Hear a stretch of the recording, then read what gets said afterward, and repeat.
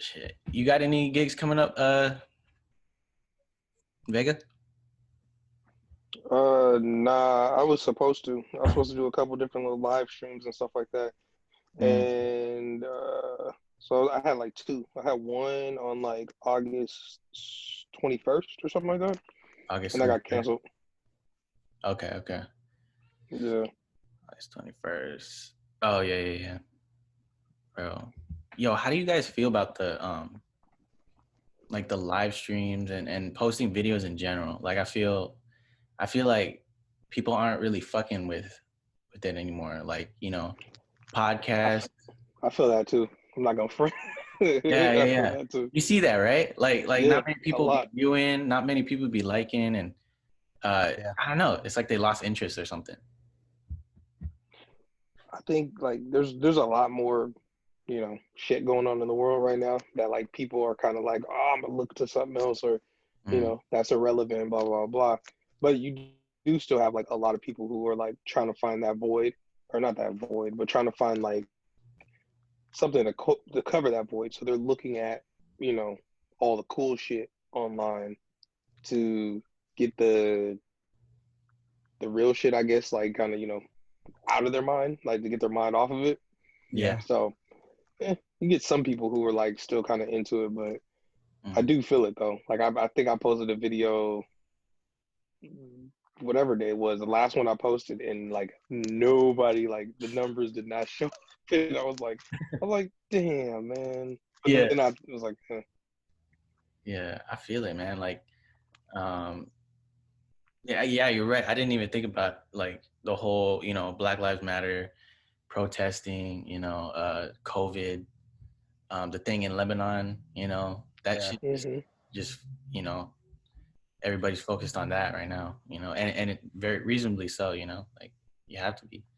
But yeah, I don't know. It's just something I noticed lately. Like I see it with everybody, not just me, Yeah. Yeah. It's like if you're not like doing like I don't know, a political Black Panther routine or something like that, like people are kind of just like, Yeah. It's only with like, the main names like Jazzy Jeff, Medina, stuff like that. Everybody, I got Fantasy League DJs in the building. Fantasy League DJs are a collective of DJs that look past the materialistic things in the DJ culture and focus on mainly making sure that people have a great time while embracing the culture at its best. I got DJ Vega in the building and DJ Rocryte. Thank y'all for coming out. Dude, thanks for having us, man. Yep. You guys, appreciate you. Let's see. How did you guys start Fantasy League DJs? Man, you want to take that one? Oh, I was about to pass it to you. So basically, like, it was at a time where there was a lot of crews running around, a lot of DJ crews and whatnot, and I wanted to be a part of one. I was kind of like the young dude, and nobody really wanted to rock with me, I guess. So I was like, as I kind of like made my own and kind of, paved my own way and whatnot, I end up running into Rocryte. Me and him both work at Cube, so it was like, all right, this is perfect. I was like, yo, let's do this and do that. And, I had this idea and so on and so forth. And we rode together. We did a ton of gigs together. We did a lot of different, like, just events in general. And then people started paying attention to us and being like, dang, man, what they got over there? So we were kind of like the last of a dying breed, but like the start of a new generation. We're like right in the middle. Yeah. So yeah. So me and him started together, and it started building off of that and making ourselves look as cool as possible. It worked out, man. You guys got a big collective of people actually. Like who else is involved besides you two? We got a few people. We got Raph, we got Just Jordan, we got Lou Rock. He's also on Cube too, and he does the morning show. I don't know, who else we got? Oh, P-Dot. We got P-Dot from Las Vegas. I was about to say. I was like, this is so many. It's weird. Like this time, like I even forgot about some of these cats. You guys got a beast of a team, man. Shout out to Lou Rock and Just Jordan. They couldn't make it out, but yeah, shout out to them. They're dope too. I haven't met Lou Rock either. I wanted to get him in here, but yeah, no, I saw a couple of his videos. He's pretty dope. Yeah, he's filthy, but that dude's focusing on boxing right now. Yeah, I saw that. I saw that. Fast hands. Yeah, that fast hands. Yeah, he scratches interesting too. You see his hands and stuff on the fader. Mm-hmm. Oh yeah. Like he does that twist motion.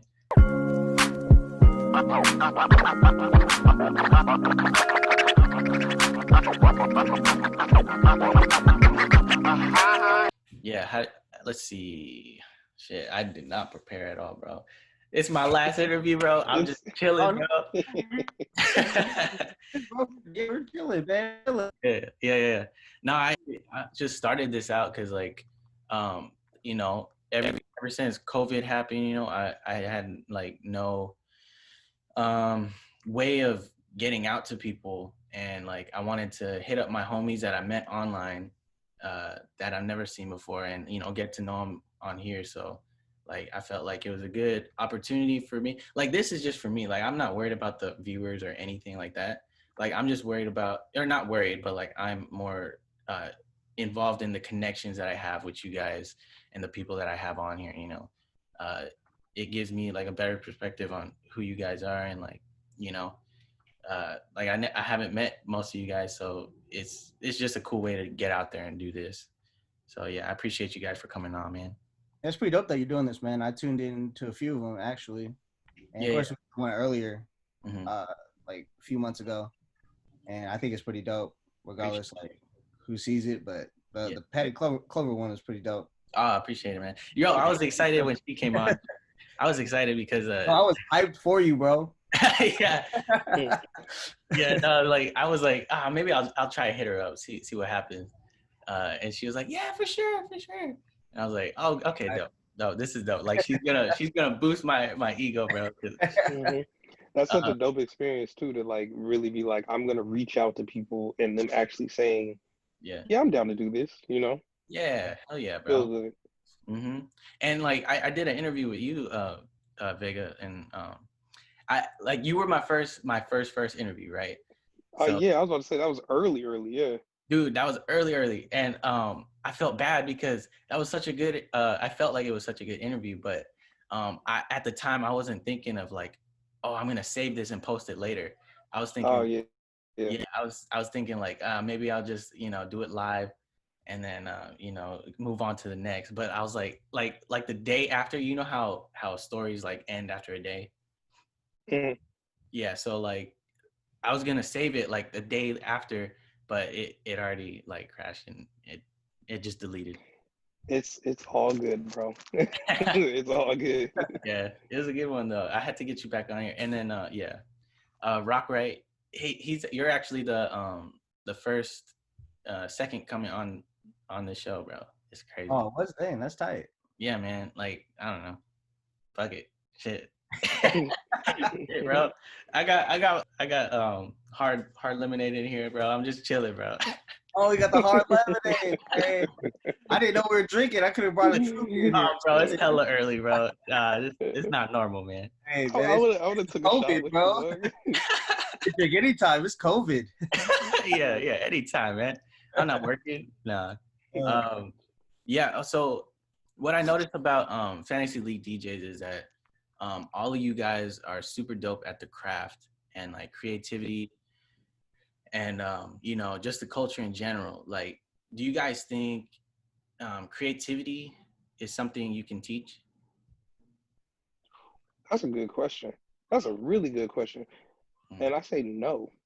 Like, I don't think you can teach creativity, because just off of like how I come off of like with it, and I know how like Rocryte comes off with it, it's what you think. You know what I mean? So I guess that's kind of like, let me backtrack a little bit. I guess it's like yes and no, because you can't necessarily teach creativity, but you can kind of teach somebody the right path to go on to figure out this creativity, to unlock their creativity chakra or whatever.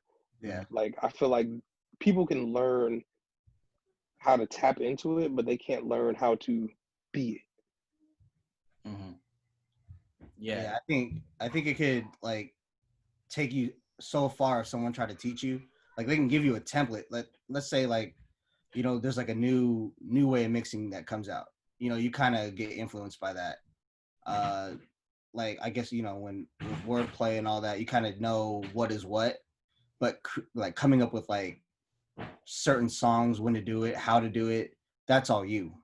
Mm-hmm. You know, Yeah. that's something you can't teach. You can show them like the template of how to do it, but you can only go so far with that. Mm-hmm. Yeah. I feel Yeah, like, creativity also comes with experience too. yeah. That's true, man. Yeah, even you see, I don't know, like I try to go back to the first time I started too, because I have a bunch of people that ask me like, hey, can you teach me how to DJ? And I'm like, yeah, sure, I'll teach you, you know, but it seems like, you know, the creativity, like you guys said, it comes on your own. You gotta know how it works. Like I could show you videos all day of just Babu and like you know, the beat junkies and how the fundamentals are, but I can't teach you like, you know, how to put flavor on it. That's all you know. Oh Hmm. yeah, Yeah. I Yeah. totally agree with that. Because yeah, there'd be people that be asking me like, oh, how do you do this scratch, or how do you do it with these songs? Mm-hmm. Like I'll show you, but then like you know we could salt and pepper it, but then it's up to you if you want to add like your own type of seasoning. Mm-hmm. Yeah, like I feel like you can copy a Rocryte routine, you know, as much as you can, but at the end of the day, you got to put your own flavor to it and make yourself unique to you. Yeah. You know, you can't just be you know, doing the same routines and shit. Uh, Yeah, and honestly, that's kind of what kills what kind of kills the culture nowadays too, is because there's a lot of people that copy. There's a lot of people that are like, okay, I'm gonna just do it like this, or I'm gonna play this song in this sequence, in this order, and so on and so forth. But mhm. then it's like, you didn't add any of yourself to it. You just kind of copy and pasted it, Yeah, and some people can tell, and other people are just like, it just kind of goes over their head. They're just like, oh, okay, that was cool, yeah. and it gets overlooked. Yeah. What's crazy too is like in the clubs, you know, like people copy, and I think it's easier for DJs, you know, with that haven't had any experience in the culture and whatever. They're just doing it for the money and whatever. Like they, man, these guys are coming up, not knowing who DJ Jazzy Jeff is, and they're getting paid the same amount as me, you know, or Hmm. as Vega, as Rocryte, you know, and Yeah. it's crazy. Like you know, you could just mix two songs together, and people think that that's it, you know. Like the club owners just like you know, the club owners, they think like, oh, damn, he's charging way too much. Like I'm gonna go for this guy that's only wanting like $100, you know, for 4 hours a night, and I'm just like, damn, bro, that's crazy. Oh yeah, we have this type of conversation a lot. Mm, And you know, like it's that kind of thing. Like I you see when like a brand new DJ will come into a club that you're at and be like, bro, I worked hella hard to get to this spot. You mm, know, it took me like some odd years just to get here, but you're just in here right now and you're just starting. yeah. That like I'd be like, I don't get it. Mm-hmm. And like there's a few times where a lot of homies be like, hey Josh, man, you gotta realize, because there'll be DJs that be getting messed with. Like there's some clubs promoters that, well, like with me at least, like they'll mess with me. Like they'll like change it to 45s in the middle of my set, or you know, they'll like turn off the turntable, but then I quickly, you know, gotta fix it. And then there'll be new DJs that those promoters or club owners will do that to them. And I'd be like, yo, man, you gotta chill. They haven't been here. I Mm, had people pull me to the side. They're like, yo, bro, are they getting paid the same amount as you? I'm mm, like, yeah. They're like, well, they got to learn. Let them mm, do their thing. And it's like, that stuff like kills me. It makes me realize like, bro, these guys are in the same spot that I'm DJing. And I've been DJing for some odd years, and they only just started because they hit me up asking me what to get at Guitar Center like a mm. week ago. Damn. Yeah, that's the crazy part, man. It's like you know, like the club scene in general is pretty crazy. It's all politics, man. Like I came into it early. Hey, but I will say this: that builds character, though. Yeah. That builds character like a mug. Because I know Rocryte's done it, and I've done it myself. We started off doing free gigs. You know what I mean? We started off doing the low gig. We started off opening for, whoever was headlining at the time or whatever. And because me and him are that dope, we were like, oh, this is our opportunity. We're gonna smack it. So like we went in there and did that to the point where they were like, yeah, whoever that was from, you know, 10 p.m. to 10:45. Oh yeah, he's nice. Hey, let's get him back. So, Yeah.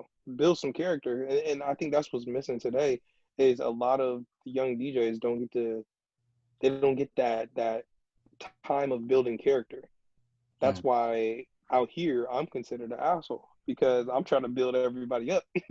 Like if you guys are gonna try and do the same thing that I'm doing, then this is how you have to do it. I Yeah. get it, times change and all that, but like you got, like we were saying earlier, you got so many people out here who come up and they're just like, yo, you know, all I did was grab the aux cord and I was nice. So I'm a DJ this big ass 500-person club. And it's like, man, no, you're going to kill the vibe. You're going to ruin it. Like, and then especially if they're DJing with like somebody like us, if they get up there and they mess it up, promoters, club owners are looking at us to carry the rest of the night.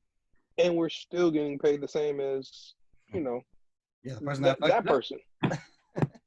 Yeah. Yeah. What's up, Rocryte? Saying, man, like I agree, totally agree with what Zamari's saying, and yeah, it definitely does build character, bro. I mean, you were just starting out, Yeah. as far as the club scene, like man, Yeah. we all pretty much go through that. There's even nights where it's like, oh, bro, I can't even pay you tonight, man. I'm gonna just tack on when I can get you next week. I'm like, bro, what? That don't make sense. Like you kind of learn, you learn as you go, and Bro. then next time that happens, yeah, I'm cutting it early. Be like, why are you cutting it early? Man, honestly, bro, I don't know what happened to my laptop, but it said you can only pay me until next week. Yeah, dude. Yeah. Yo, how can y'all count on your fingers how many, not on your fingers, but can y'all count how much club owners owe you to this day? Oh, I collected all my debts. I definitely, Yeah. I had that story. Like I ain't gonna call it out because they've been popping up in my memories a lot lately on Yo. Instagram. But Yo. yeah, there was one particular club out here where I was a resident at, and they started going through some shit, and they ended up owing me like a couple racks, and it was like for me, I love DJing so much that it's like I want people who come from out of town. I want the normal people to come up and like enjoy their night. I want them to enjoy their weekend. So some of those Fridays, it was like, okay, cool. I'm DJing. I'm having fun. Cool. Then at the end of the night, I'm supposed to get paid. And they're like, hey, man, we got you on Tuesday. And I'm like, dog, I don't want to wait till Tuesday. Like, I got to put gas in my car. Like, what you mean? Yeah. But because I wanted the culture to like keep moving. I didn't ever want somebody to say, oh man, Seattle has a weak nightlife or whatever. Because if they did, I was like, yo, it's not my fault. It's the club's fault because I'm playing everything you want to hear. So I went on a couple Fridays of just not getting paid, not getting paid, not getting paid. Oh, we'll pay you on Wednesday. Oh, we pay. So then it finally, like, I know me and Rocryte have been in some situations before where it was like, yo, you got to pay me right now or I'm taking off my backpack and we're gonna have to settle this. Oh shit. So yeah, I've collected all my debts. I'm even all the way across the board now. Yeah, that's good, man. There was an incident like this guy came in. I ain't gonna say no names, but like he wasn't gonna do shit. But it was at I was getting paid. So I guess this guy came in. He's like, yo, hey, where's my money, bro? Like, I need my money. He took off his backpack, like you said, and he was like standing over him and shit. He was like, yo, you told me you paid me last week. Like, where's my 200 right now? And then he was like, the owner was like, you ain't gonna do shit, bro. And he was like, you right. And he walked out. But like, it's crazy, man. Yeah, no, nobody wants to fight nowadays. Where like, you got to flip a table or something. Yeah, sometimes you got to, you know, that's your money. Mm-hmm. That's your way of Sometimes, living. man, there's been times where I just be like, yo, I'm cutting my losses. I'm just never gonna work with these guys again. Yeah. Like, there's been times like that because one, I don't want to have to deal with this. It's just a headache. Yeah. Like, now it's like if they ask for something, I'm not doing it. Or if they ask one of my homies that I'm hella cool with, I'd be like, yo, yeah, don't work with him. You know, he ain't paying you. Like, oh, but he said he'll pay. Nah, either you get the money up front or you don't do it. Yeah, for sure, man. And they're like, yeah, but this is my only opportunity. You know, I'm not really in it for the money. Yeah, you're not in it for the money, but know your worth. You know. Mm-hmm. That's what I tell people all the time, man. Oh, here we go. Oh, hold up. Uh-oh, new challenger? Look, a new challenger. Look who came in. Oh, like still wiping the cold out his eye. Stop cracking jokes. You're not funny. No. Hey, yeah. good, done it. But you, Yeah.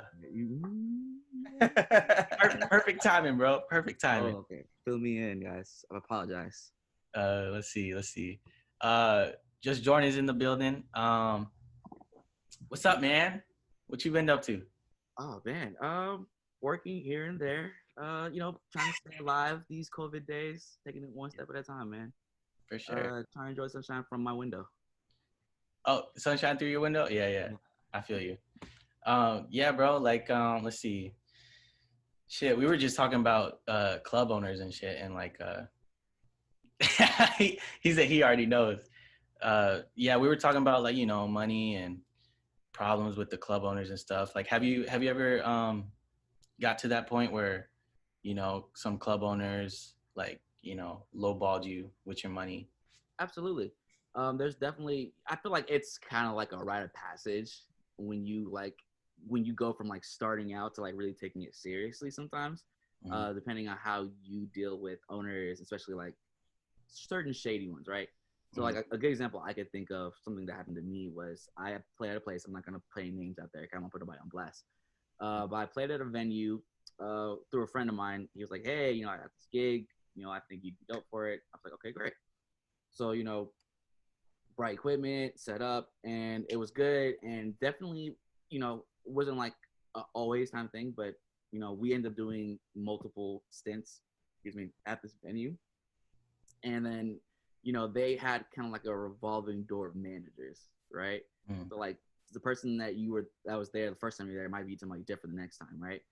And it was like, okay, well, we'll pay you guys. And it's one of like, hey, you know, we'll get back to you, you know, on this day about it. And like, you would just never hear back from some people. So like, the venue low-key still owes me money, but like, that's just kind of one of those things where you kind of like, you learn to tackle those issues up front with certain owners before you go into certain gigs, right? That was, at least for me, a learning lesson that I had.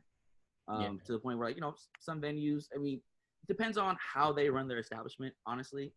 You have venues that will, you know, the owners are like right there front step with you the entire night, and, you know, communicate with you, they're friendly, you know, and there's some places where, you know, it's a lot busier, so, you know, you don't see them, but, you know, you have to get on their schedule. So it's really like navigating a thin line, because sometimes, you know, you don't want to be overstepping and outright, but at the same time, you know, you want to respect, you know, boundaries and like give people time to do their job.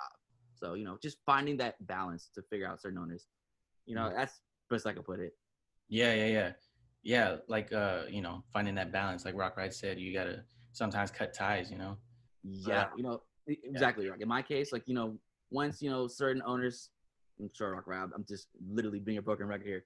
Once the owner like kind of tells you or shows you like behavior that doesn't like line up to what they're doing, it's like, yo, it's kind of your choice. You know, I don't want to like, we're not naming names, so I'm not gonna. Should I? No.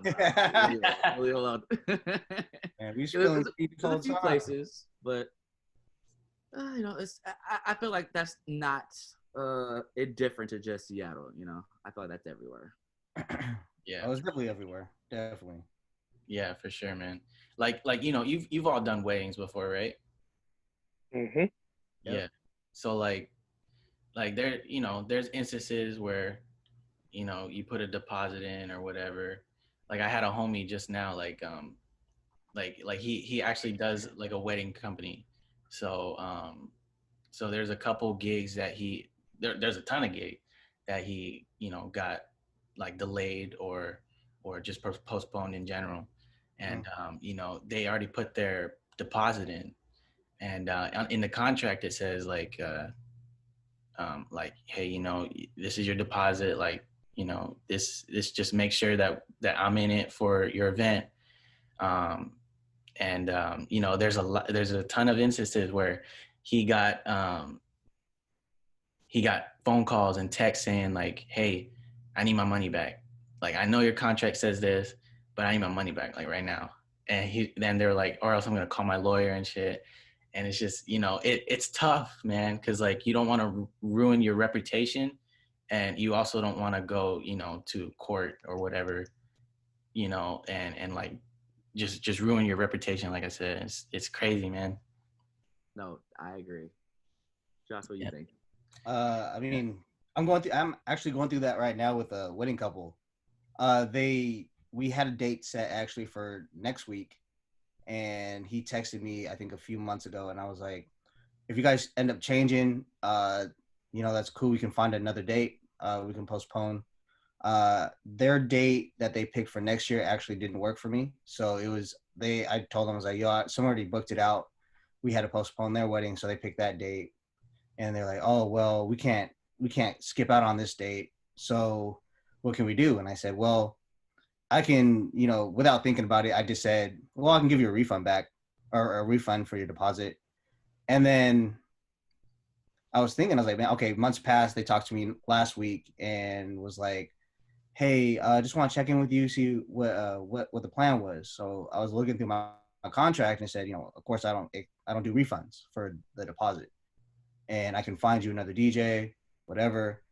And I told him that I was like, since it's COVID, bro, I don't accept, or I don't do refunds, but I can give you 50% back of that deposit, thinking, you know, that'd be cool. And he was just like, well, you know, I was under the impression I would get the full refund. And I was like, well, I don't want to be like, yo, bro, this is trying times. Right. You know, and like legit, I spent that shit. You know, Hey, that's real. That's how it works. All right. Yeah, it's like, that's why it's a deposit. I was like, man, I need some money up front right now. Yeah. But you know, like they'll you know, hit you with a, you know, I have a family. I'm trying to buy a house too, and I'm like, bro, we all got families. We're all trying to buy a house. We're all trying to do some type of shit, you know, and you just happen to spend money, you know, on something that we all thought was gonna happen, but it's not. So, and it's like, I'm going through all that right now, and it's just like, it's such a headache, bro. It is. That's a deposit, man. That's your money, bro. Right. It's your money now. Contracts, you know. I know it's sitting right there in the contract, and like, I don't know, like, I don't want to seem like I'm like super pushy, or that I'm trying to be that guy. I don't want to be that guy, basically, because you don't want to kill your reputation. But then again, that also goes into like, to the fact like, yo, this is also a job. You know, you're paying a vendor to do something which we both can't do it. I told you that, like, I can do your wedding at this certain time, either work with me and we can pick a different date. Obviously they didn't communicate with me on their date, and they're pretty much SOL. Yeah, I feel you that, man. Yeah. Shit. I feel like weddings this year, I like, because I have some coming up in September, but like that was like adjusted dates, and I was like, it's like Rocryte said. I mean, first of all, Rocryte is the wedding whisperer, so I ditto copy anything he says. But like, yeah, it's been really weird. Like, you know, like we've pushed out dates for like the few weddings I had after September, and it feels like right now it's just a consistent pushback. Those who have it pushed out to next year, you know, ones who are still trying to make it happen in 2020. Like a particular couple, I'm supposed to be doing a wedding for them, and it's just been funny, like talking with them throughout the entire year about it, because like every time we talk now with COVID, it seems like we're just taking something away, and we're taking something away, and they're like, no, we're still doing it. Take something away. All right. Yeah. So we went from having full wedding to, all right, we're thinking about like 50 people, to like, all right, we gotta go smaller. Get rid of the reception. All right. Okay. So there's a new governor order. So boom, it's just gonna be the ceremony, and maybe a father-son dance, father-daughter, mother-son dance, you know, and like it just keeps shrinking. I'm like, man, I feel like at this point, by the time we get the date, there's gonna be no wedding left. So I was like, man, just postpone it, bro. Like I have a wedding today, and oh yeah, man, we can only have like 30 people.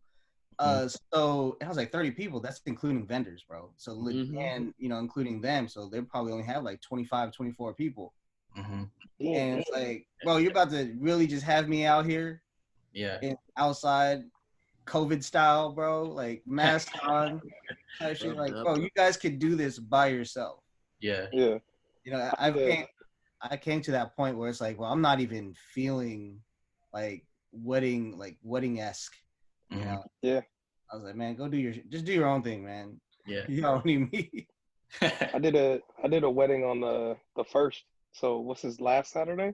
All the way out in Ocean Shores. So first off, the whole like, governor rules, all that kind of stuff, that didn't even apply because we were in a different county.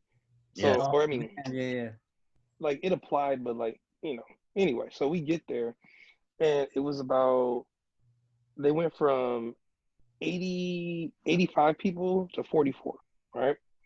And that's including vendors and stuff like that too. So a couple people got like just completely like not kicked out, but like they couldn't come in. Like they're like, hey, I'm working for blah, blah, blah. And it's like, no, you sit over there, we'll switch somebody out or something like that. And I was like, damn. Yeah. So one thing I will say that I was like, I wish they would have postponed it too, is I wore my mask the whole time. So I was outside, I did the ceremony down here, and I'm carrying this speaker all the way up to the cocktail area with this mask on. Dog, I thought I was gonna pass out, man. Shit. I'm not gonna front. I was like, yo, it is hot, man. Yeah. Sticking that whole mask in. Sticking that whole mask in your mouth. Yep. It had a hole right here. It's all wet. Bro, what do you think? Filters? Oh no. Yeah. What do you guys think is like the most hardest part of a wedding? Like for me, it's like the first time you get there, you've never been to this venue, and you got to find people. You got to know where to set up if you haven't been there before, And if you're doing the ceremony, then you got fucking, double equipment that you got to take with you, Do you guys bring people with you, like to help you? Josh do. I don't. I started to. I bring my cousin now. Yeah. Just because like there's just so much that we have to do as wedding DJs, and honestly, I wish there's like a breaking point for me now. Like I used to hate weddings back in the day, bro. I was a real shit. I low-key do right now. I used to hate them, bro, and then now I love them. Obviously, that's why I still do them. But like having they're like sometimes people be changing shit. Like if you don't have a wedding coordinator, like a day of, if you don't have that, it makes it hard because then we as DJs got to play wedding coordinator. We got to work with the photographers, make sure everything's running smoothly, and like having to like announce, like say you do the grand entrance, you got to hit play. Sometimes they want to redo like their whole lineup, so you got to go run to the back and like, hey, yeah, you guys got to get in this lineup, or you guys want to change it. How do you say your name again? Like I don't want to have to deal with that and then have to go run back and then hit play on your grand entrance song, and then have to deal with like cutting the music down. Oh, that's dead air right there. Then you have to go run and give the mic to so and so.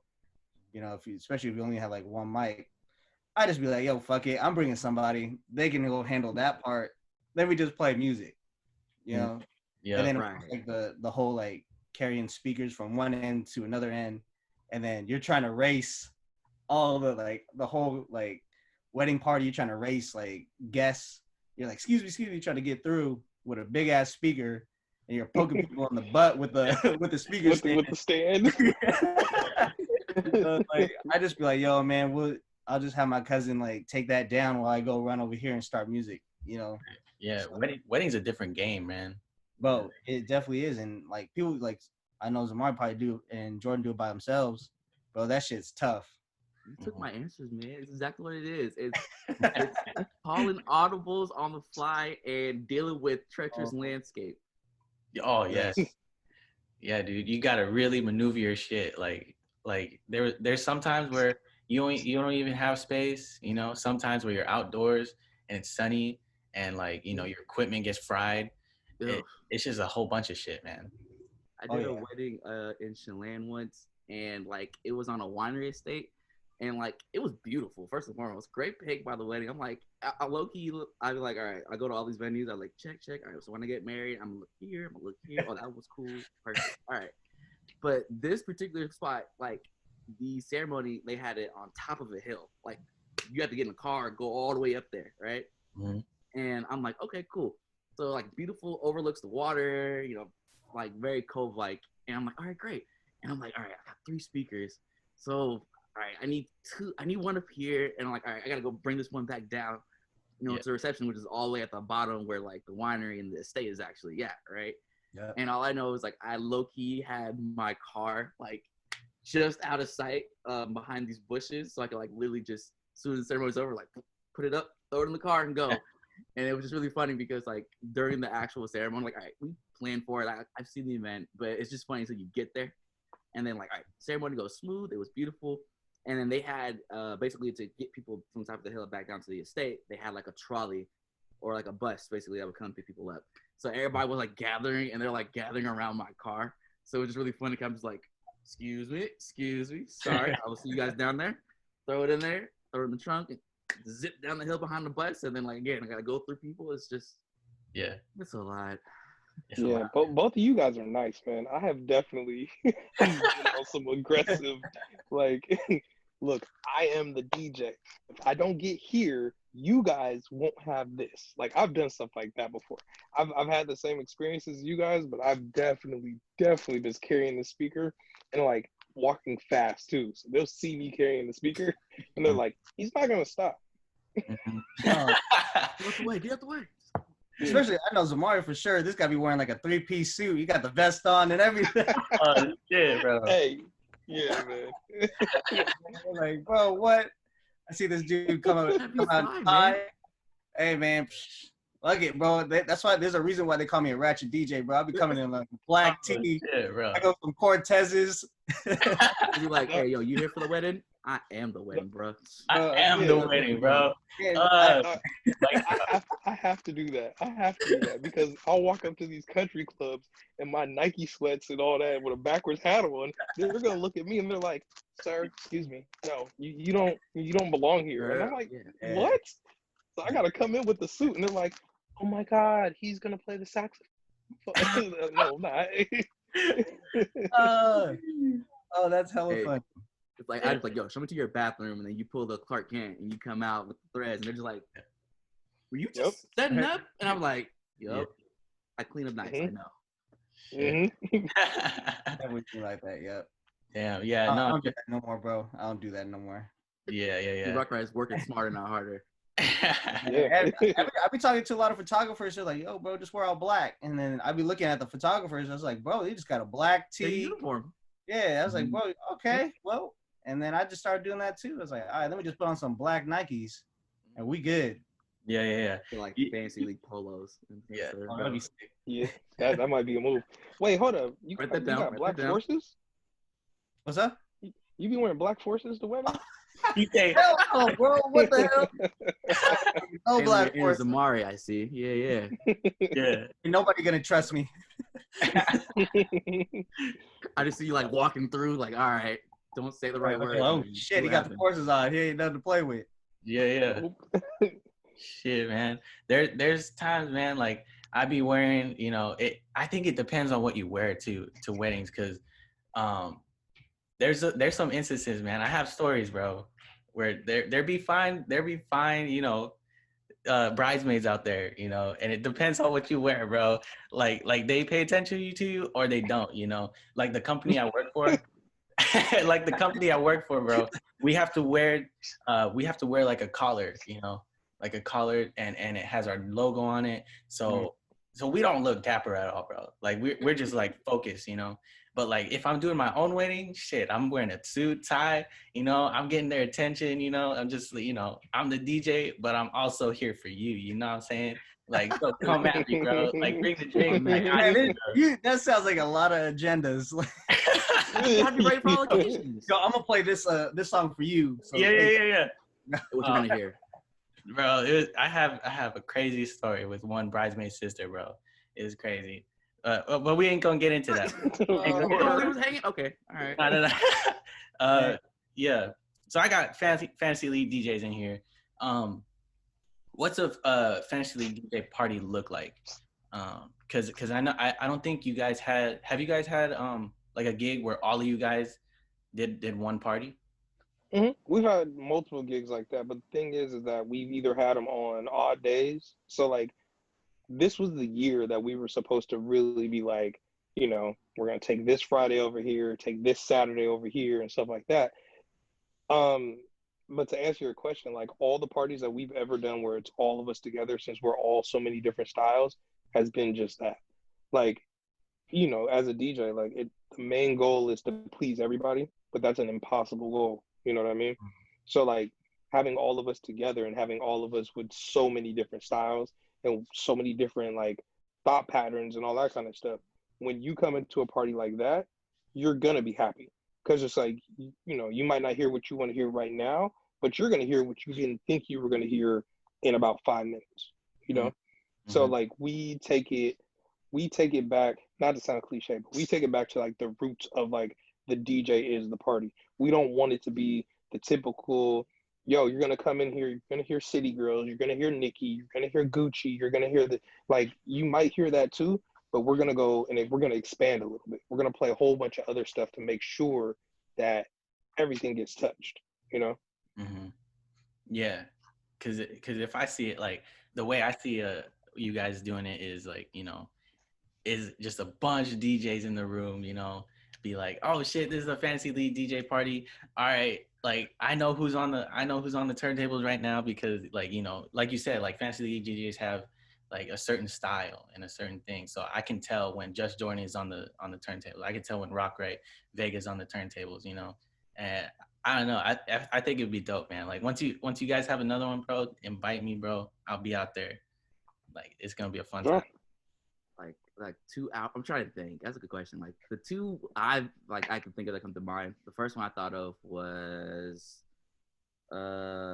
when they put like a chunk of us on day shift, and I thought that was dope. Where we're doing back to backs at one point.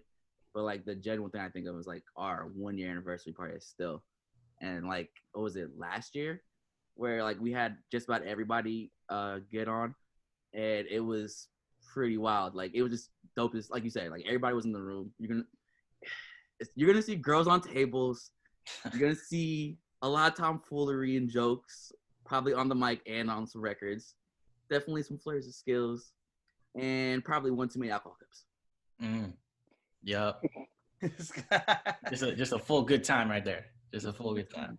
You come to a house party. Basically, it's like a house party. You come to a house party. Yeah. But instead of one bylaw, you're getting all the bylaws, like split across the board. Yeah. Damn. Another thing I'll say too is that I think what makes this team so dope is that we all play off of each other. So it's kind of like we're all trying to not necessarily one up each other, but we're all trying to like basically say we're trying to stand out. We already do, but like once we get on the turntables, it's like you're gonna, like you said earlier, you're gonna know that Jordan is on. You're gonna know that Lou Rock is on because it's like you came. If you didn't come for the whole team, you came from somebody from the team, and now you're going to be introduced to everybody from the team. So everybody is trying to gain new fans, new love, new all that kind of stuff. So we work really well together, and we work really well off of each other. Yeah. See, okay, so like I've had instances where like I'd be sharing a night with some random DJ, right? And he'd be okay. Like he's not in it for the creativity, So right there, that becomes a competition because it's like, shit, I'm here for a reason. I'm doing it because I love DJing. You're doing it for the money, And like there was a night there's a night like where I share it with Rocryte, where it's like that it's the nights that I live for. It's like where you DJ with somebody that's also their own DJ that has a creativity, and like it becomes, like you said, not a one up, but it's like a fun time because you feed off each other, you know. Mm-hmm. Yeah, I find it interesting. Yeah. That's what makes a good night, man. Like, Yeah. it's a good night for the DJs, of course, and it's also a good night for the crowd because like you'll get that wow factor. Like if you play like one mix and you know you got the other DJ like, oh shit, that was filthy, then he's gonna go on and then try to do some, you know, do what they do, and like he'll be like, oh shit, that's filthy, and the crowd's like, yo, what is happening? This is dope. Right. And then they get more into it. Shit. And that's what makes a really good night. Whereas like you go into it with a DJ that, you know, you either don't vibe with or they're just someone that's new that you can tell that they're not really doing it for what you're supposed to be doing it for. And then that's just like, all right, this guy's trash. Let me just murder this guy. All right, you get on, bro. Go ahead. Yeah. Get your 30 minutes in, bro. Yeah. Go ahead, so I'll get back on and kill you again. Like that's a whole different vibe too. Like there's been times that I know for sure I've been on that. Like, man, this guy's trash. But all right, let me go do my shit. And then I'd be like, all right, go ahead, man. I'm gonna get a drink. You know, you got everyone looking at like, what the fuck is happening? This is dope, but this other DJ is not good. So yeah, like being able to vibe, you know, and not one up each other, but you know, you got to kind of raise the bar. I was looking at it as like the Reasonable Doubt album, where it was like Jay-Z and Biggie. Each verse was like, oh shit. Like that's how I kind of look at like DJing with dope DJs. Yeah. They kind of push you to be better.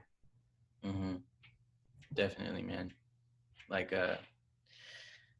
yeah, no, that's what's dope about you guys, man. It's just you guys are a collective of that, and I think that's what makes like, you know, a great team is like, you know, people that understand the culture and understand the fundamentals about around it, you know. And I feel like you guys embody that like to the fullest. So it's pretty dope that you guys are doing this. But yeah, just Jordan, bro. Like, shit. Hold up, I forgot my question. I'm vibing. Yeah, I'm vibing, bro. Just feed it off each other, bro. Bro, just Jordan. Like, I haven't interviewed you yet. Like, how'd you start out DJing, bro? Ooh, that's a good question. It's been an interesting road, but they've all been. Out of the group, I feel like I'm the baby. I'm probably the latecomer. I started DJing. Well, humble beginnings. My dad's a DJ, right? So my family's Jamaican. My dad was really still is radio DJ in Jamaica, pretty well known. So growing up, always had music in the house. Mom's always musically inclined, but I didn't get into DJing officially until like my junior year in college. Like I've always like toyed around with programs, like fiddled with stuff here and there, like made little mixes, like songs, production stuff, but I've never like tried DJing. And then, you know, I went to a Labor Day barbecue over at Golden Gardens here in Washington, one of the beaches. My friend was throwing, and like his brother came out and like brought a controller, right? And I saw the controller and I was like, oh, it's kind of, you know, it's kind of filthy. It's got, you know, jog wheels, it's got 4 channels, it looks fancy. I'm like, yeah, I want to play with one of these, right? But at the barbecue, I'm like, you know, like the kid who was like hovering in the back, like, what you doing? Like, what's this? You know, behind the DJ. And then his brother was just like, oh, you want to play some songs? I was like, me? And he's like, yeah, just go to the laptop, you know, put something on, try it out. So like I got a photo of it and like I played like maybe like a couple of songs for like 10, 20 minutes. I'm like, yeah, I need to buy one of these. So like I ended up that summer doing a lot of like work study and odd jobs, whatever, on my time off. And eventually saved the money to get the controller. From then I was toying with it every day, you know, the typical DJ route, right? Making little mixers or like figuring things out and learning how it works and driving my roommate crazy. And eventually I put out a mix and, you know, share with my friends and, you know, was trying to get opinion and like feedback, you know how that goes? And just like every DJ, you just share with somebody. People are like, oh, okay, that's not bad. That's okay. That's cool, you know? And the next thing you know, like friends like, hey, throwing this little house party, trying to raise money for an event, all of us trying to go on a trip, with free labor, trying to DJ. And as a new DJ, you just like, me? Sure, yeah. And like that particular my first DJ experience night, it was terrible. Like I virtually did everything you're not supposed to do. Literally, you were going down a list, like all the things DJs should not do at an event. I like crossed all of them. Like I came back home and I was just like, what did I do? And like from there, I was like, I gotta do better. So then I jumped in, and you live and you learn, and just snowballs from there. So Yeah. eventually I ended up meeting these guys, getting a crack play in Seattle, and the rest is history. Damn, man. And you got to open up for African Bambaataa too, right? Yeah, so Africa Bambaataa came to UW at the time. I was at the University of Washington, and he had a night at UW where he was coming to speak, right? So just being the student on campus and like knowing people, and of course people like, oh yeah, Jordan, he does music, DJs. He's like, oh Jordan, you want to come run intro music for us? So like still me being like a new booty DJ in a sense, but at this point I've upgraded to turntables and DVS, my janky ass setup. Came out with my Vestax turntables, my little Pioneer mixer. It was like, okay, cool. You want to play these records? And it was cool. Like it was chill about like event, but like it was cool to like meet him and talk to him, and also like I low key opened for him at the same time, So Yeah. they had me out there for like half an hour playing music while people were coming in, getting together. Mm-hmm. That's dope, man. Yeah, no, I think, man, people need to get on freestyle, bro. Like that type of genre, man. Like it sucks that kind of genre just died down. It's crazy. He was a format. Oh yeah. Oh no. African Bambaataa. He was like a Oh, sorry, freestyle. Oh, 90s. We're right there. Yeah. Sorry, I'm thinking. Yeah. Okay. Nah, yes. Nah, man. Like I felt like that was a great genre, and I still try to play it to this day. But I could probably go on to like full on 15 minutes because I don't have too much of it. But yeah, I feel like it needs to come back, man. It's a really high tempo, high energy. It's a good time, man. The first song comes to mind is like, I wonder if I take you home. Just be in love, baby. I'm moving on. But yeah, no, I agree. Like, yeah. I'm 100% with you. I do think freestyle is hella dope. And I low-key we had a summer this summer. I low-key was buffing up that side of my library, started throwing those joints. I think those are summer party vibes. And yeah, man. Like even today, like I think if you just play like 2, 3 songs, like everybody would be like, oh shit, this is dope, and then go back to whatever you're doing. But like it was. I think it died down because it was just the same beat, right? It was just everybody going off pretty much the same tempo. That works basically. Today. I mean, you look at music today, it's like people are literally using the same sound, same drums, literally instrument for instrumental. There's a formula that works. Yeah. Shit. What do you guys think is the next genre, bro? Like hip hop is what's popping now, Hip hop is. I'll say this. Hip hop is always going to be number one, but there's going to be genres that infiltrate hip hop. You know what I mean? Yeah. So like, because when you really like get into like the TRL days and like stuff like that, like it was pop, but hip hop was infiltrating that. They were still doing hip hop type things and using hip hop type beats. Like, bro, to this day, I still play the Britney Spears. Damn it, I can't think of it. I don't know. But it has a little doom tick tick doom doom tick tick doom tick. Anyway, whatever. What I'm saying is hip hop has always been number one, and it's always going to be number one now because all the other genres take something or somewhat infiltrate. Like we've had hip hop country, we've had hip hop dance hall, we've had hip hop, we got Afrobeat. You know what I mean? Like we have a whole bunch of stuff like that all kind of comes back to hip hop. So honestly, I don't know. I honestly would have said like Jersey Club or like New Orleans Bounce, but I think New Orleans Bounce. Actually, I will say New Orleans Bounce.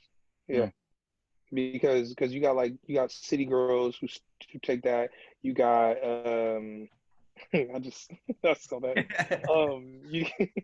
You got who else? Like Cardi, and especially with all the women nowadays, like people want to dance, so it's a danceable, rhythm and whatnot. Yeah, no, you're right, man. I think oh shit, you could change modes in this shit. Oh fuck, bro. Yo, I was talking to like one person every time, like okay, Judge Jordan would be on, and then he'd be my full screen, and then Oh, you should bro, you can change this shit. Oh my god. Oh, okay, my bad. No. Like, yeah, no, I feel you. Shit, what were we talking about? I feel like, oh no, I got you. I got you. Coming in for the save, bro. Just tell me the live, I'm gonna jam it for you. Yeah. No. Yeah, hip hop. I think you're right. I think hip hop is always gonna be around. Like, its components, you know. Nowadays we have freaking emo rap. Like there's like Juice World, for example, you know, like he's a good example of that. Like, I think you're right. Everything comes around hip hop, man. Like country, all those types of genres. But yeah, the original mashup genre. Yeah. I'm gonna say UK grime, which now they're labeling as drill music. They don't forget all about Chicago. TikTok a genre? Yeah,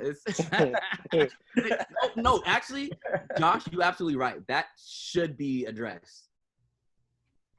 I mean, that's every time like you play a TikTok song. That's what they call it, TikTok songs. Play one of those songs, and you look over, and you just got these people just doing dance routines. I'm just like, bruh.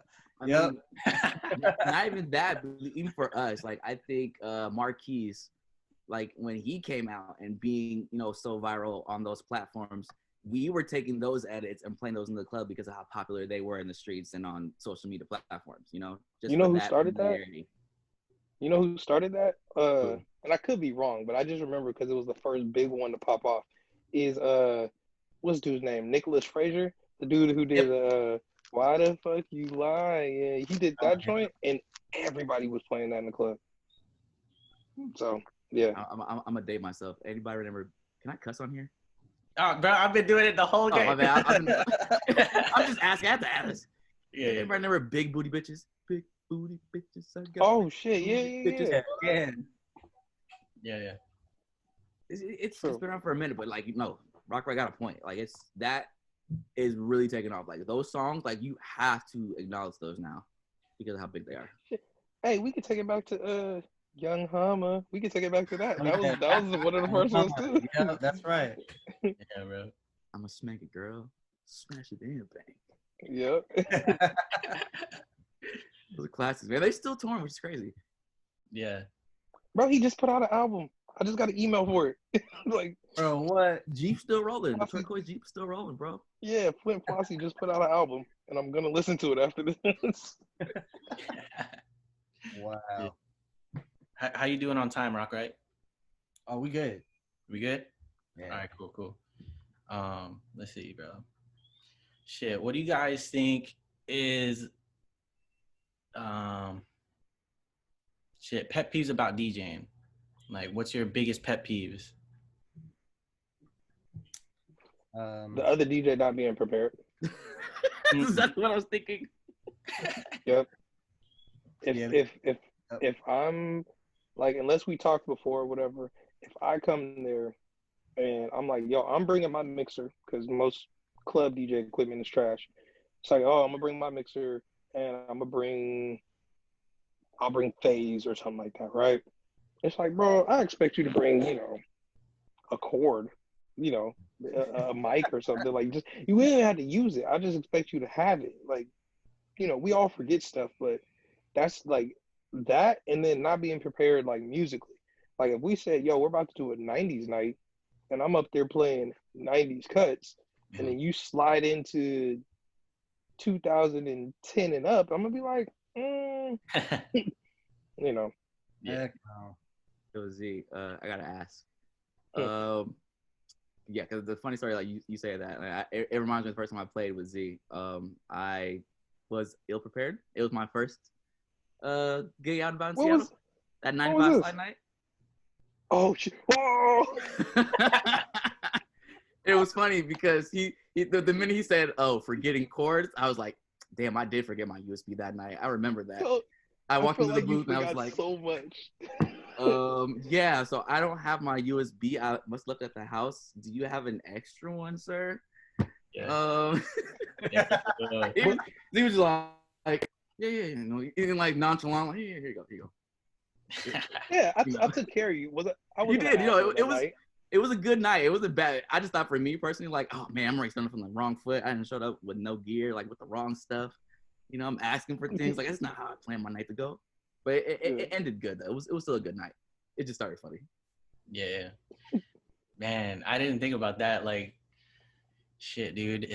I like you said, I did a wedding on the first too, and shit, I haven't done a wedding in so long, so I forgot a whole bunch of shit, man.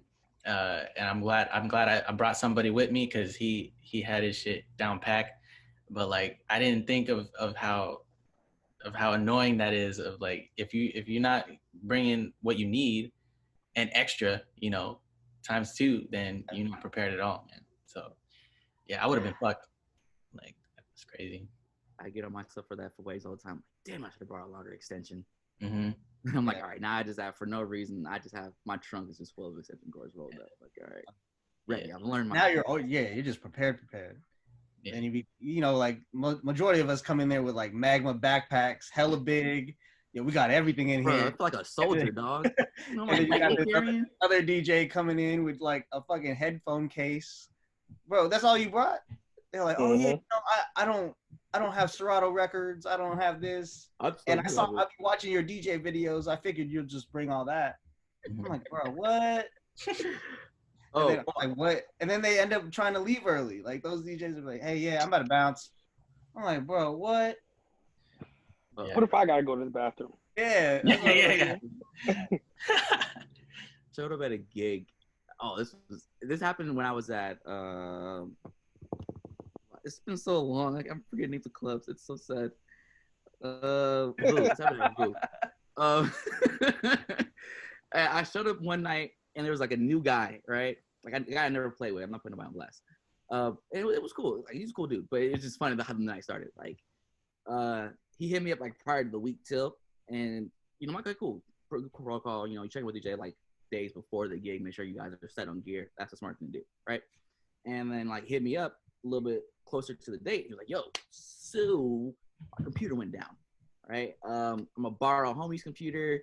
You know, I'm gonna figure this all out. We're gonna be good. And I'm like, okay, all right, I trust you, bro. You know, if not, you know, we'll figure it out. All right.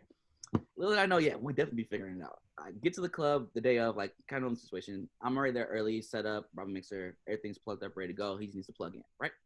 So he comes, and you know, pulls his computer out, and it's kind of like talking me through. It's like, yeah, so you know, the homie, my computer crashed. I'm a PC user, but the homie let me borrow his computer. It's Mac, right? And like I don't really use Mac, so I'm figuring out as I go. I'm like, all right, well, I have a Mac. That's no big deal. We'll get you right. We'll get you right.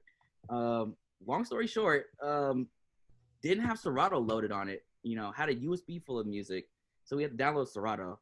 And then, you know, for whatever reason, you know, we plugged it in there, and it just for the next 45 minutes, I'm sitting trying to get his computer to work. Right, mind you, we're opening doors in like 10 minutes. You know. And like, you know, the hassle of like when you're like rushing against the clock to like get somebody up to speed. And so you're like, damn, I came here. I'm supposed to be good. I thought you would have like preloaded Serato, got your music on there, you know, before the night started. And like, here we are doing it at the club live right before the doors open. And it's like, not against him because he was this, you know, he was disavalued with not having his computer, but it was still like, yo, nerve wracking. And like, all right, we literally opening doors right now. And I'm like, F it. All right, put your computer away. You said you got it on a stick, right? Let me go get my, because, you know, we got I have a new MacBook with USB-Cs. So I have the dongle, like, let me get my adapter dongle out. This happened recently. Your USB right in my computer, and it should. This is recent. Yeah, this happened last year. Bruh, I know who you're talking about. Yeah. I know exactly who you're talking about. It's about to get crazier. So, mind you, like I said, I have all my stuff plugged in, right? So, at least for me, my computer's weird. Like when I use my S9, I have to shut down Serato or else it freezes my like touch bar, whatever. If I unplug the mixer while the program's still up. So I wasn't paying attention and I unplugged the mixer, right? So basically, all right, I to unplug or to plug in his hard drive, I had to unplug my mixer and then replug it into the dock. And it froze my stuff. I had to restart at like doors open at 10. It's like 10:05. And I'm like, oh, I'm reloading. I'm updating the computer, and they're like, where's the music? Where's the music? Like, yo, we're opening doors. I'm like, I'm working on it. I was ready, man. And my phase froze, and all of a sudden I'm down on phase unit. I can't use phase. We an internal, and I'm just crying in the booth like, man, this is not the way I was playing my night. But it was still dope. We had a good time. It's just a good learning experience. Like, yo, plan for everything. Be ready for everything. We rocked internal for like the first half of the night, and then I finally got my phase back up and working, and then we figured out the switch to get that back online, and we're using sparingly. And like it was bad. I tried to use needles, turntable was busted. It was everything that bro, anxiety listening to the story right now, bro. Yeah, it's cringeworthy because to me, I was like, I don't think I've ever had like that epic of a failure with the equipment. That's not even your fault. That's the cold part. Yeah, I was on the hook for it. I mean, you're in the booth, so it's like I already know. Like, you guys booked them. I didn't, no offense to my man. It's like that's y'all guy. I was here. We were ready. And then but the fact is, once you're in the booth, DJs are a unit. So I don't want to hold that against nobody because like we are the image. No matter whose fault it is, they're gonna look at all of us. And it's just like again, going back to club owners and being fair and whatnot, right? And it's just like, yeah, I was trying to get everybody up to speed. We're right. We started a little late, but we good. Everything was good. Yeah. Damn, man, hearing that story, man, just got me itching. I'm just like, No, I tell him, it's like, I don't want that. Never again. One thing didn't work, next thing, yeah. Yeah. At that point, where I would have been like, yo, man, I got to start music. You got to figure out your computer, bro. Mm-hmm. That whole thing, just effed it up. Yeah. I was just like, see how like not being prepared, just like ripple effects that whole night, or at least the beginning of that night. I'd have left him hanging, man. You way too nice, man. Nice. I know. I think I would have done that too. I think I would have tried to fix it. I think it would have helped out as much as I could. But then there's that point where it's just like, bro, I don't even know. I would have just left it at that. I don't even know. Bruh, I just, it's funny. Now I think about it. The funny part is like when you have the situations and then you play it back in the night and y'all know that Thug next to me was like, damn, what did I do to make these niggas that mad? And I'll be thinking like, damn, what could I have done last night to make it better? And then it occurred to me, like, yo, why didn't we just plug up a CDJ and tell this man to play off a CDJ? Like the whole library, like I could have solved everything. Like, oh man, there's so many things I could have done differently, but in the heat, you just like you frazzled and you confused. It's like, all right, I'm linear. I'd be like, all right, I'm stuck to this ideal, so I'm married to it now. We just gonna stay here in this lane. You just gonna stay, yeah. Lessons learned. Lessons learned, yeah. Shit, yeah, that's crazy, man. Woo. Fuck, like, are you guys all Rocryte? Are you MacBook user? MacBook. Same as you, Vega? Mm-hmm. Shit, man. Like, damn it. What is there any differences between PC and MacBook with Serato, or is sound card? ACO sound card is the biggest thing. Macs have it built in. That's like it's literally just one extra step on a PC. It's like, all right, make sure you align your sound card to the program. And now, like with the latest OS X updates, they make you do that too. Like, oh, you gotta go check the microphone. It's a little workaround to get the sound card up to speed and plugged into all your stuff. But honestly, like I've used PCs before with DVS, and they just sometimes they're a little better. It depends on the computer, how much space you got. Me, I'm religiously known for using all my space and not saving enough for my computer's function. Like, yo, I need external hard drives. I need these now. Yeah, you have some. Please donate to the Jordan Foundation. Dude, yeah, no, external hard drives are like crucial, man. Like you gotta have that fucking monster ass block on your desk table. It's great. Yeah. I see some DJs they like Velcro it to the back of their laptop. I see some DJs do that just so they can they still have space, and then they can just have that extra the music library. I've seen DJs like especially in Vancouver, bro. When I DJ'd out there, they bring like the big ass like G series. Like you gotta flip the switch, plug it into a power source. Yeah. Like, yeah, I was like, bro, you brought that? He's like, yeah, man, like this is the only thing I trust. And well, he was a PC user, and he would plug that in, and he's like, yeah, man, it's the only way I had to keep all my music off my laptop, or else it would crash. Mm-hmm. And then I was like, man, you got to get a new laptop. And they're like, oh, this works fine. No, it doesn't. You just told me what happened. You might as well DJ on a desktop. Right. Yeah. So it's like, you know, I use external hard drives, but then I also learned, like, man, I might as well spend the money on my MacBook to, you know, get more storage. Like, I've had the problem where it's like I can't download any more music, or, you know, there's not enough space, so I had to like delete some shit, and that right there is a pain. That's good. Because you got to go through all that shit that you downloaded, and you got to select, you know. Which one's not man, like, hey, how many hard drives do you guys got? Externals. You want to see them? Oh, you got 2? Man, I got about 2 or 3. 2 or 3? Yeah. But the cool part, these are all like, I just pulled them out the computer and used them as hard drives. I put them in a caddy.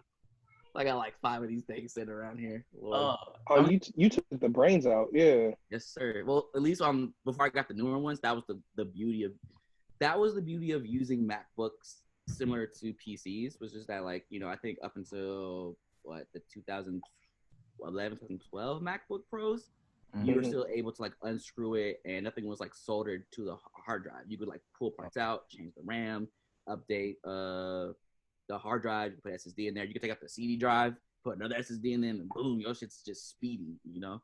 Yeah. PCs, like, I got a laptop, my old laptop I'm about to take apart.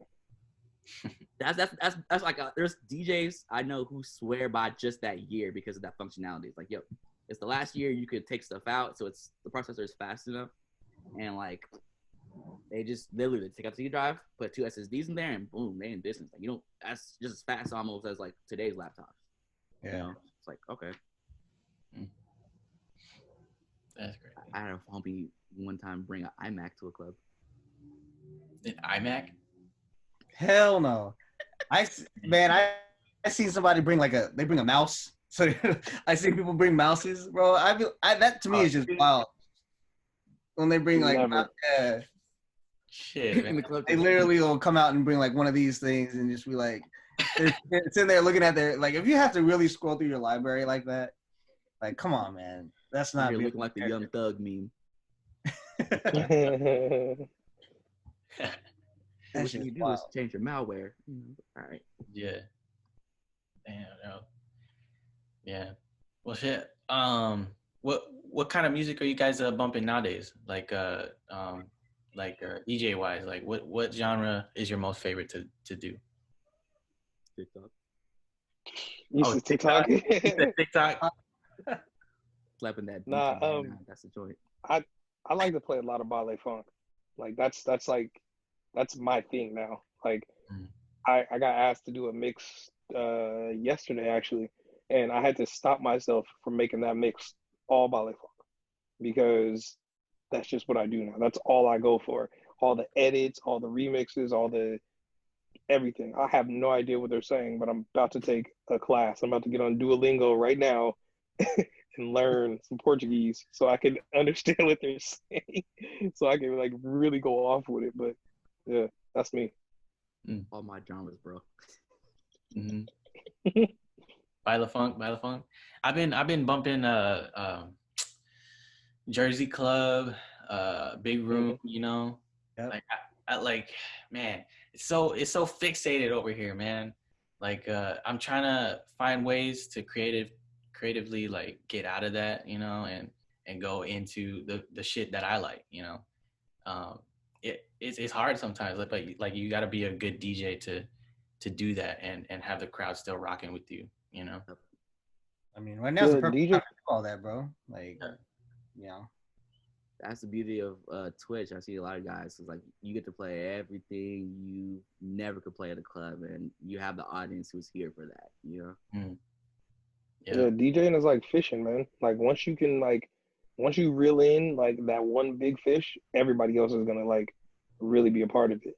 Yeah. Because I was just talking to the homie about it last night. Like he was just talking about how he goes on live. He goes on live at like 2 a.m. every night, and he's like, that works best for him because the people that he gets to come, right. So the people that he gets to come in, they'll come in, they'll stay a little bit, they'll kick it, they'll leave. It's 2 a.m. and it's COVID. Like people are going to sleep at reasonable hours nowadays. Some of us, but like he was saying basically like he got one person in and they stayed and then they left and he had 0 people in, but he kept playing.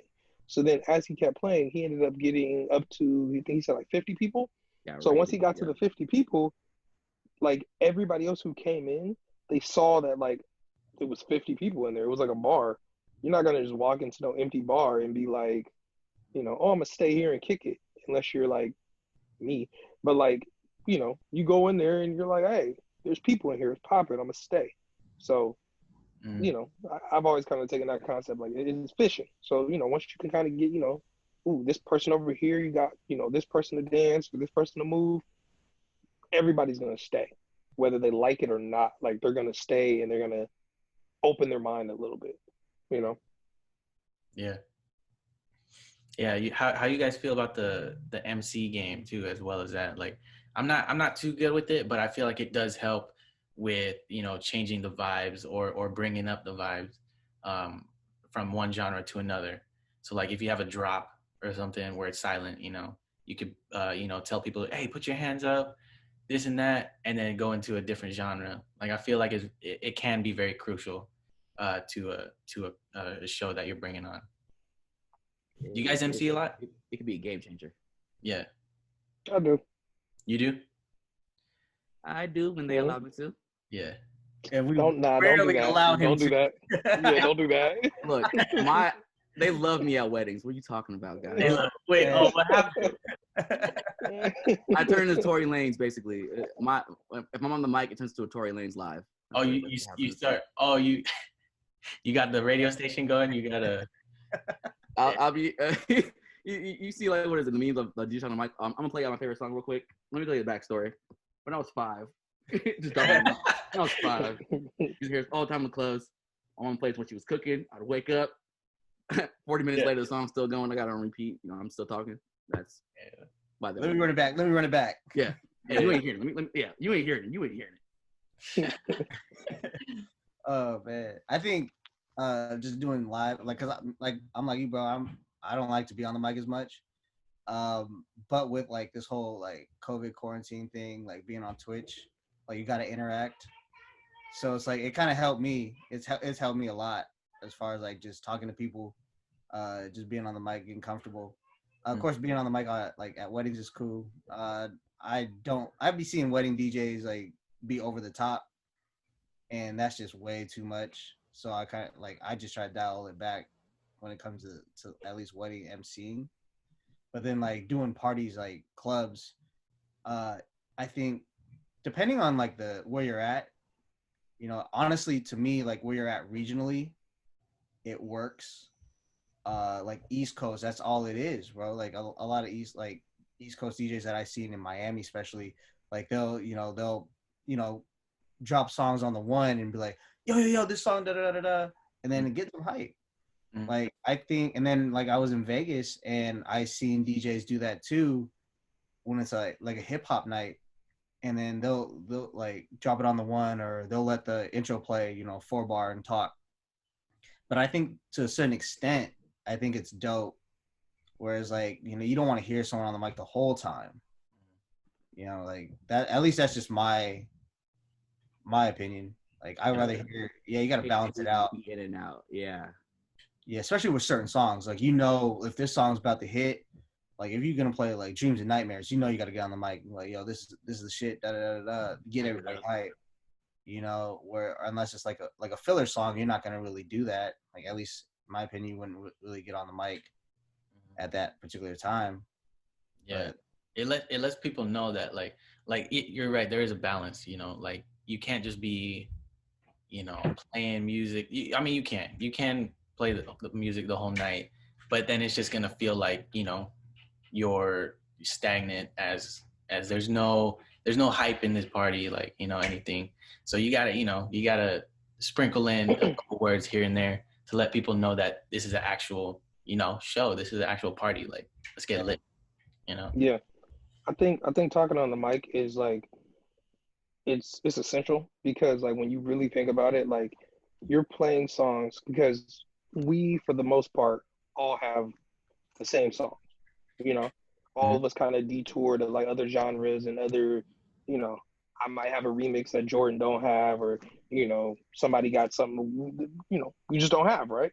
So like, you can get up there. Like I know for a long time, like especially when we were playing together, I know me and Rocryte had like damn near the same library. So it's like he had to figure out other songs to play that I wasn't playing, and I had to figure out other songs to play similar to his that, you know what I mean? Like it still kind of kept the party going. So like I know for me at least, like I like to throw curveballs. So if I'm playing songs, I'm gonna throw in a. I'll be at a hip hop club and play a country song just cause, and have the complete confidence and be like, yo, I don't care, but I got everybody's attention. So I'll get on the mic and be like, yo, this is my favorite song, blah blah blah blah. I played the Dora the Explorer theme song just randomly, What? and was like, yeah, and was just like cool, and people were like, what? And like, I can get on the mic, I talk to people, I'm like, yo, you guys know this song, play Baby Shark, that's kind of done now, but like stuff like that, and then talk to them about it, because they're already going to turn and look at you and be like, the fuck is he doing? So yeah, I like doing stuff like that. Yeah, no, I know you're known for that shit. being a troll. Oh man, this is a big troll. The biggest, Lord. Yeah, Dora the Explorer. I haven't heard that song in forever, man. Yeah, bro. Yeah. Yeah. Yeah. What's your guys' like curveball, I guess? So like I like to do like the Charlie Brown, like dan, dan, dan, dan, dan, you know that one? Go look at my playlist now. Yeah, and then go into something else. But like what do you guys like to do? I have a ton, man. So I mean, I guess you just gotta kind of like be there. I'll do something, memes. I'll do theme songs. I guess I'm known for like video games and stuff like that. So there's tons of times I'll throw on like a video game soundtrack and let it play, and then mix it in with something else. So probably say video games. Yeah, it's a mixed bag. I've done the SpongeBob thing a few times, which is pretty funny. Oh yeah. Yeah. I like doing like a lot of weird like 90s, like I don't know, like I guess like Friends theme songs or like some random shit. I remember Jordan made a video and it was actually hella dope, and it was The Office. I was just Bro, when he did The Office. Oh, sorry, my computer died. Went black. My bad. I'm sorry. Bro, yeah, he did The Office, bro, and I was like, yo, where's he going with this? And he did it. I was like, bro, that's so filthy. Like I showed everybody. Like I was sending it to people. I was like, yo. Better. I mean, it wasn't really like a troll. It was more like, damn, that creativity. Like again, like earlier in our conversation, like that's something you can't really be taught. Yeah.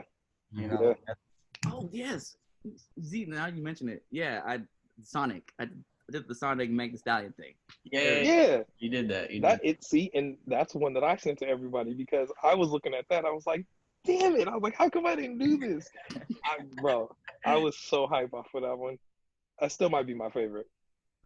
Yeah, I'm like looking through like what's one that like I'm trying to think one that I do all the time. There was one I don't do it as much, but I did it a lot early on.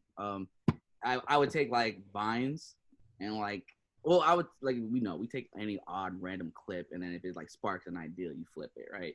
So I forget the dude's name, but it was like a vine where he was like, "Hey, reading his son a bedtime story." She's like, "Dad, can you read a bedtime story?" All right, son. And he was basically making fun of the Migos flow, and he was trying to read Peter picked the pipe of how's that go? Peter picked the pipe of peppers, right? But he did it in the Migos. Peter picked the pipe of and then I would like take that and loop that into a Migos song. I'm like, all right. That was funny. That's dope though. That is dope. There's so many out there, man. Like you just gotta find it and make it yours. Yeah. Damn, I'm trying to think of another one, bro. I got one. Fairly Odd Parents. Oh, bring back the homie Chip Skylark. I didn't get a chance to do this one. I've been loading up on it. I got my Shiny Teeth in Me. I got remixes now. I am waiting to drop these. All right. Those would actually go in the club. I did it on a live stream for Rockwell. I don't know. It probably got bleeped out, but I dropped it at one point. Yeah, that would go in the club because, like, you know, what's funny is like like, obviously, if things go back to normal, hopefully when, you know what I mean? Like that generation that's gonna be in the club grew up on Fairly Odd Parents. So you're gonna be able to run that, and people are gonna lose their shit. Mm-hmm. So, yeah, there's so many. I talked to you when I got all 32. You know. Oh man, this guy. Yeah, man. Yeah, there's a whole bunch out there, bro. There's a lot. There was this tone play you were doing. I think it was like piano keys. It was like Kanye's Runaway into Just Jordan. Yeah. Yeah, okay, I know it's a Try by 12. Yeah. And then you did like 3 songs. I was like, shit. That's crazy. There's all right. I'm just trying to think of my tone plays now. Like, I'll take these. Probably the coldest one I can think of, and it wasn't perfect, but just the thought, like, yo, nobody's thinking of this. I don't know why I came. I don't know how I got here, but I'm here. What was it? It was I just lost the thought. Shoot. I basically flipped something into Cold Day. Where's the video? Like, I'm gonna go on mute. Come back to me. I'm gonna go on mute. This guy. I'm gonna go on mute and replay the video real quick. I can't remember what the song was. He's digging too deep right now, but he's completely missing one where he did one with the Linkin Park joint that completely took. He did it in a room full of DJs. So honestly, DJs, us, we're all like, you know, very nitpicky and like, you know, we don't give a shit. He did it in a room full of DJs, and everybody sat back and was like, what just happened? Yeah. So that was probably the one that you did that I remember the most, that it was like everybody sat back and was like, well, damn, I don't want to go next now because this guy's up here showing off. Yeah. Shit, man. I'm trying to put on for the team, bro. I'm trying to put on for y'all. Yeah. I want them to like me, man. I just want them to like me. It's different, man. It's different doing it in your room and then doing it in public, man. Like if you could do it in public, that shit, props to you, bro. Like, you know, I have a whole bunch of, I know we all have a whole bunch of routines that we do, you know, and sometimes it doesn't, or to me, like I can't do all of them, you know, in one night or one go. Like there's some juggles I can't do in public. Like, yeah, I have to like literally put my headphones on, practice, and then do it in public. I give props to people that can battle and shit, because that shit's tough. These guys, talk to these two. Okay, you guys. I don't know. I'm still on the switching screens. I haven't switched to the Foursquare. Oh, you haven't switched. Wherever Josh and Z are. Those are your guys. Oh, you guys don't have the Foursquare? Let me switch to it. Actually, that'd be kind of smart, right? Gallery view. There we go. There you go. Talk to those guys. Vega, you're on the gallery square, right? Corner. Yeah, I've been on. Okay, cool. Yeah, I was like, all right, am I pointing to someone? There's no one here, right? Yeah, okay. I bet. Dude, I'm still tripping out about this. Like, I had no idea this had it. That's hilarious. I did all my interviews with that one thing where it just switches to people and it lags out. Anyways. Oh, because it's like switching back and forth for like audio and all that too. Yeah. So, shit, man. Well, fuck, bro. Thanks for coming on. No doubt, man. This was fun. It was fun to rant a little bit too. Yeah, man. I'll probably cut that part out, but I'll put some people under the bus and shit. But no. Yeah, I feel like I missed this part of the conversation. I apologize for being late. Oh, but okay. If there was ranting going on, these are the guys to talk to. They see it all, and I'd be like, no, not like that, not a negative way, not like that, not a negative way, no. Like you guys just see everything. Like I feel like I'm the new guy in the group, so I haven't had all the experiences. People are like the veterans, you know. Mm-hmm. They ain't gonna take no shit from nobody. Right. You the baby in the group? Well, how old are you, bro? Damn, I might be the youngest. Oh, damn, I'm the youngest. I'm gonna out myself. Yeah, you're the youngest. I'm 29. 29? Oh shit. Yeah. 29 now. Just 29. 29. Man, I'm 28. You look it, man. Bro. Well, shit, man. Thanks for coming on, bro. Yeah, this is my last one. I appreciate you guys for coming on, man. This is like the funnest interview I've done. Word. You Thank know, you. Thank you for having us. yeah, for sure, man. Like, just Jordan, I gotta give props to you, man, because I talked to you first, and like, I remember. I didn't record it, but you know, I'm just glad I have you on now, and you know, you actually started this for me, so I appreciate you.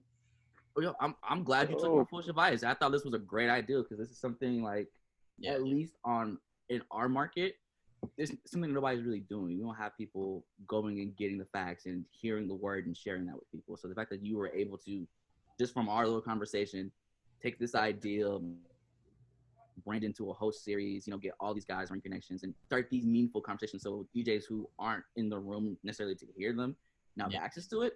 It's beautiful. Exactly, man. Yeah, no, like I said before, like I don't care about the views or whatever. This is just for me. Like you guys are my homies. Like I like you guys a lot, and I appreciate you guys for coming on. I think that you guys influence the game so much, and you know, just keep doing what you're doing, man. And appreciate you guys, bro. Have a good rest of your day. Stay safe. Sure. You know, I'll see you guys soon for sure. Good luck on your wedding, Rocryte. And Thank you. yeah, bro. See how it goes. Yeah. All right, bro. I'll talk to you guys later. All right, y'all. All right, Thanks, man. Cool. You guys.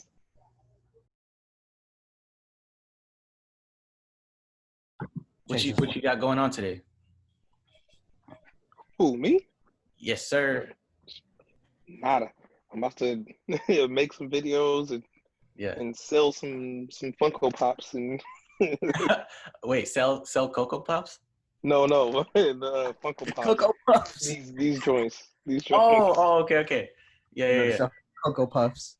Yeah, he'd be selling Cocoa Puffs on the side, you know. Shoot, I didn't know you sold those, bro. Is it just because you ain't got room for them anymore? That too. I just started it. Like I just sold my first one yesterday, and I was hella hype, and I was like, this might be a move. So I'm about to start doing that a lot more now. Dope, man. Gotta make money right now, man. We ain't DJing, so yeah, for that, sure, bro. That too. I'm just running out of room. So I gotta